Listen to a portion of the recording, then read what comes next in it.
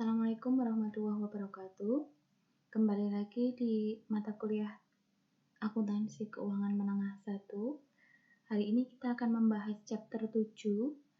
Chapter 7 ini kita bahas tentang kas dan setara kas. Ada dua subbab di sini untuk chapter 7 ini. Yang pertama kita akan membahas kas kecil atau petty cash. Kemudian yang kedua ada rekonsiliasi bank. Langsung saja, untuk yang pertama kita bahas kas. Kalau kita lihat dari pengertian kas sendiri adalah alat pertukaran yang dapat diakui kemudian dapat diterima oleh masyarakat umum. Jadi sebagai alat pertukaran yang memiliki dua kriteria. Yang pertama, tersedia atau siap. Yang tersedia atau siap di sini berarti kas harus tersedia dan dapat digunakan sewaktu-waktu sebagai alat pembayaran. Jadi yang disebut dengan kas di sini harus tersedia, kemudian dapat digunakan sewaktu-waktu ketika perusahaan itu membutuhkan. Dan yang kedua, kas ini harus bebas, yang artinya bahwa tidak ada pembatasan-pembatasan terhadap penggunaan kas dan diterima umum sebagai alat pembayaran sebesar nominalnya. Jadi harus bisa diterima umum bahwa alat pembayaran ini sah sesuai dengan nominalnya. Nah, untuk kas sendiri ini meliputi uang tunai. Uang tunai ini bisa uang yang berbentuk kertas ataupun logam, baik yang ada di tangan perusahaan atau istilahnya cash in hand, atau yang ada di bank. Jadi bisa uang tunai yang dipegang oleh perusahaan dalam bentuk uang kertas maupun uang logam, atau yang ada di bank, itu juga bisa disebut dengan kas. Kemudian selain itu berupa cek juga termasuk dalam kas. Jadi tidak harus uang kertas yang kita pegang atau uang logam yang kita pegang itu bentuk kas, tidak. Tapi lebih luas lagi bahwa kas ini juga bisa uang yang ada di bank seperti itu atau bentuk cek. Kemudian untuk karakteristik kas di sini yang pertama adalah aktif tapi tidak produktif. Kenapa seperti itu? Untuk memberikan rentabilitas, kemudian kas tidak boleh dibiarkan menganggur. Jadi kalau misalnya perusahaan yang terlalu banyak kasnya, menyimpan kas apalagi dalam bentuk uang kertas maupun uang logam di tangan, tidak diapa-apakan, tidak untuk investasi, tidak untuk misalnya dengan potensi perusahaan yang bagus, kemudian menambah produksi dan lain sebagainya, tapi dibiarkan menganggur, nah itu tidak produktif. Kemudian tidak memiliki identitas kepemilikan sehingga mudah dipindah tangankan. Jadi uang dalam bentuk kas itu kan tidak ada, ibaratnya tidak ada suratnya, tidak ada, beda seperti kalau misalnya obligasi atau saham. Jadi harus ada prosedur tertentu untuk memindah tangankan karena ada identitas kepemilikan, berbeda dengan kas. Seperti itu. Kemudian beberapa item yang perlu dipertimbangkan dalam akuntansi kas. Yang pertama di sini sertifikat deposito, bahwa sertifikat deposito harus diklasifikasikan sebagai investasi jangka pendek dan bukan kas. Jadi kalau misalnya perusahaan punya uang menganggur, daripada nganggur taruh di deposito misalnya. Nah, di sini bahwa sertifikat deposito ini harus diklasifikasikan sebagai investasi jangka pendek. Karena sertifikat deposito ini dapat dicairkan apabila telah jatuh tempo. Hal ini berarti ada batasan penggunaan kas. Jadi kalau belum jatuh tempo ya berarti belum bisa dicairkan. Seperti itu. Kemudian yang kedua adalah cek mundur.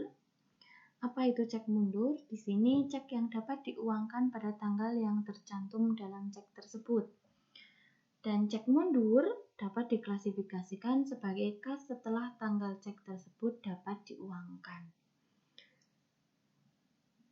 Kemudian yang selanjutnya ini cek kosong. Cek kosong ini terjadi karena rekening kuran perusahaan yang mengeluarkan cek tidak mempunyai dana. Kemudian cek dalam keadaan rusak atau kesalahan informasi yang tercantum dalam cek. Nah, item ini lebih tepat dilaporkan sebagai piutang daripada kas. Jadi cek kosong ini bukan cek yang masih kosong, belum diisi, belum diapa-apakan, masih dalam bentuk kertas kosong, itu bukan. Jadi cek kosong ini bisa ketika si pemegang cek ini mau menguangkan atau mencairkan ke bank, ternyata bank tidak bisa mengeluarkan atau tidak bisa mencairkan uangnya. Bisa karena saldo perusahaan yang tidak cukup, atau misalnya karena cek itu sudah rusak, atau misalnya saja yang tanda tangan di cek tersebut ternyata berbeda, jadi tanda tangannya beda orang yang tanda tangan yang bertanggung jawab atas cek tersebut. Nah, itu juga bank tidak bisa mencairkan cek yang dibawa oleh si pemegangnya tadi. Kemudian biaya yang dibayar di muka, di sini item seperti perangko, uang muka karyawan, asuransi dibayar di muka.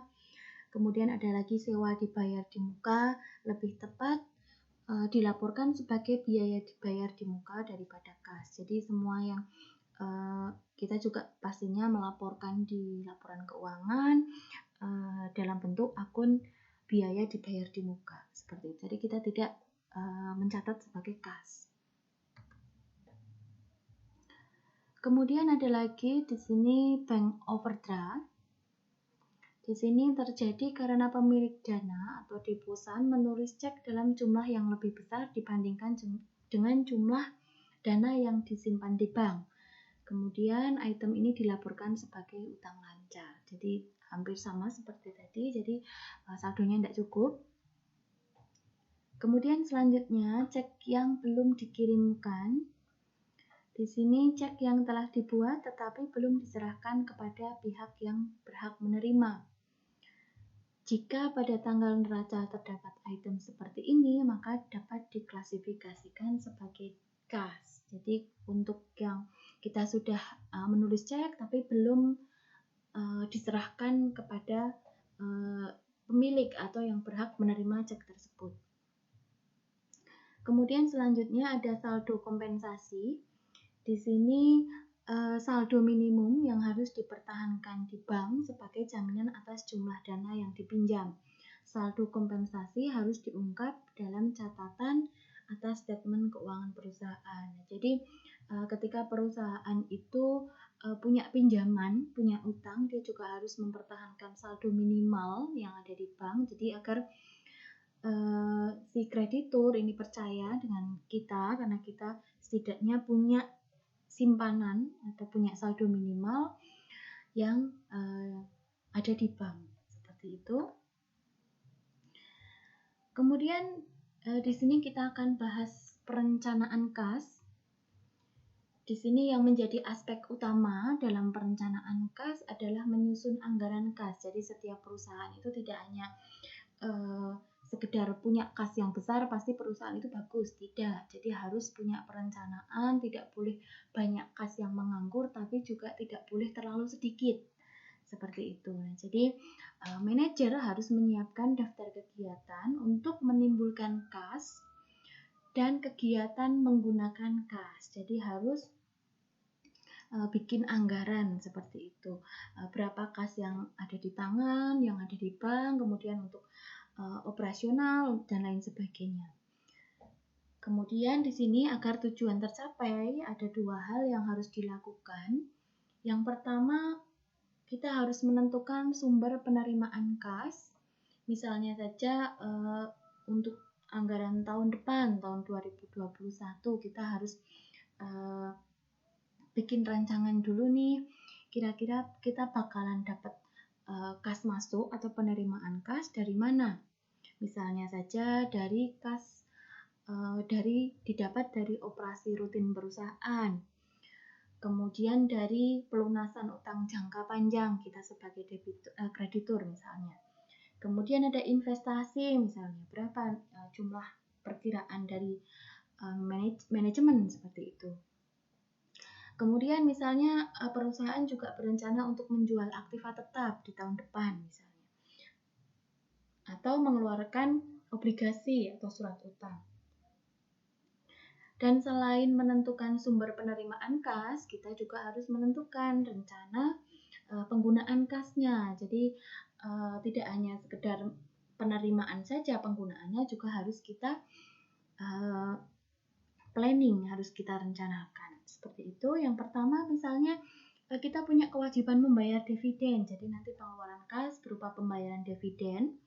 Kemudian kita juga harus membayar kewajiban kita misalnya berupa utang jangka panjang.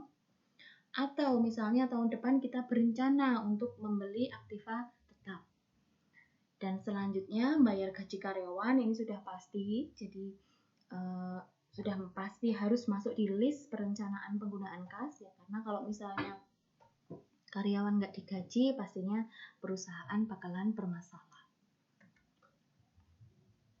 Kemudian di sini ada SPI atau sistem pengendalian internal untuk kas, khusus untuk kas. Jadi kalau kita lihat di sini merupakan suatu sarana, alat, mekanisme yang digunakan oleh perusahaan yang pertama untuk mengamankan, mencegah pemborosan dan penyalahgunaan kas. Jadi harus ada SPI atau sistem pengendalian internal agar tidak terjadi pemborosan, penyalahgunaan kas. Jadi kalau sudah dianggarkan, sudah direncanakan, itu pastinya akan jauh lebih terarah daripada kita hanya kita punya kas sekian, tapi belum tahu lah, pokoknya kita jalan aja dulu. Nanti penerimaan kasnya, pengeluaran kasnya gampang lah nanti. Nah itu tidak boleh, karena bakalan kurang terplanning, nantinya akan menimbulkan keborosan, apalagi untuk penyalahgunaan kas, untuk hal-hal yang sebetulnya tidak perlu. Seperti itu. Kemudian menjamin ketelitian dan dapat dipercaya atau tidaknya data akuntansi tentang kas. Jadi bakalan nanti apa yang menjadi anggaran kita, apa yang sudah dianggarkan, apakah sudah sesuai atau ada data-data yang kurang dalam pencatatan, kurang pas atau kurang teliti, ada kesalahan, itu akan jauh lebih mudah dalam penanganannya. Seperti itu. Kemudian mendorong dicapainya efisiensi, sudah pasti. Jadi kalau bagaimana kita menghemat seperti itu. Jadi harus ada sistem pengendalian internal untuk kas.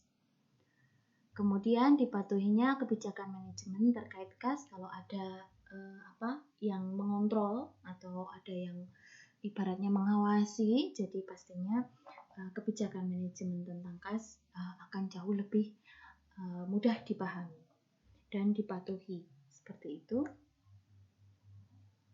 Bertujuan untuk menampung transaksi yang menyangkut kas dalam perusahaan. Jadi ada beberapa rekening atau beberapa akun yang biasa digunakan oleh perusahaan. Yang pertama akun kas saja atau kas bank. Jadi biasanya kita sebut kas saja yang ada di neraca. Di sini digunakan untuk menampung transaksi penerimaan dan pengeluaran kas melalui kasir di dalam satu perusahaan, termasuk penerimaan dari dan pengeluaran. Jadi setoran tunai bank, kemudian ada penerimaan piutang, pelunasan piutang, seperti itu. Kemudian rekening yang kedua, di sini kas kecil, merupakan sejumlah dana yang dibentuk khusus untuk pengeluaran yang bersifat rutin dan relatif kecil jumlahnya. Jadi untuk membayar, biasanya untuk membayar atau untuk membiayai keperluan-keperluan perusahaan yang dia sifatnya kecil, seperti itu. Jadi kalau kita ibaratkan bahwa kas ini adalah sebuah brankas, maka kas kecil ini adalah dompet kita. Jadi kalau misalnya kita pergi kemana-mana, mau pergi kuliah, mau pergi belanja ke pasar, akan jauh lebih efisien kalau misalnya kita pakainya bawa dompet saja, membawa uang yang secukupnya. Daripada kita harus ke kampus, ke pasar misalnya, kita harus bawa brankas. Nah, jadi ibaratkan kas itu adalah brankas kita, tempat menyimpan uang. Kemudian kita punya dompet yang bentuknya adalah kas kecil. Kemudian kas kecil ini jumlahnya dibatasi. Jadi secara periodik atau secara setiap uang kas kecil hampir habis baru diisi lagi. Jadi ketika tadi kita mau berangkat kuliah, ngambil uang di brankas, taruh di dompet. Nah, nanti kalau misalnya untuk keperluan misalnya beli makan, bayar parkir, beli alat tulis, nah sudah mau habis, maka kita bisa ambil lagi di brankas. Seperti itu. Kemudian kita juga mengenal selisih kas. Di sini digunakan gitu. Kemudian kita lanjutkan untuk yang selanjutnya. Ini adalah kas kecil atau petty cash. Tadi sekilas sudah saya jelaskan bahwa petty cash atau kas kecil di sini jadi bagian kecil dari kas ya, dana yang dibentuk untuk membiayai pengeluaran rutin perusahaan dan jumlahnya relatif kecil. Jadi kalau untuk membiayai atau membayar dengan jumlah yang besar, pastinya tidak akan diambil dari akun kas kecil ini, tapi akan diambil di akun kas bank atau kas saja. Jadi seperti ibaratnya kas kecil ini adalah dompet ketika kalian harus bayar kuliah misalnya. Jadi bayar kuliah yang nilainya besar atau bayar kos yang ngekos itu tidak ngambil dari dompet tapi ambilnya dari brankas. Nah, contohnya seperti itu. Kemudian ada dua metode pencatatan yang bisa dipilih perusahaan untuk mencatat akun kas kecil ini. Bisa pakai metode tetap atau impress pound system, atau bisa juga pakai metode dana berfluktuasi atau fluctuating pound system. Kalau kita lihat di sini sistem dana tetap, ini pembentukan dana kas kecil. Kemudian dengan cara kasir kas kecil diberikan sejumlah uang. Kemudian ketika kas kecil ini hampir habis, maka kasir kas kecil membuat laporan penggunaan dana untuk keperluan pengisian kembali dana kas kecil. Jadi ibaratnya semua nota itu dikumpulkan dulu, nggak dicatat dulu. Nota pengeluaran kas dicatat dulu, jadikan satu. Nanti kalau udah mau habis, udah mau minta lagi ke akun kas, mau diisi kembali, baru dicatat. Jadi kalau sebelum mau diisi lagi, belum mau diisi, belum mau ngambil lagi di brankas, maka belum dicatat. Nota-notanya itu dikumpulkan dulu.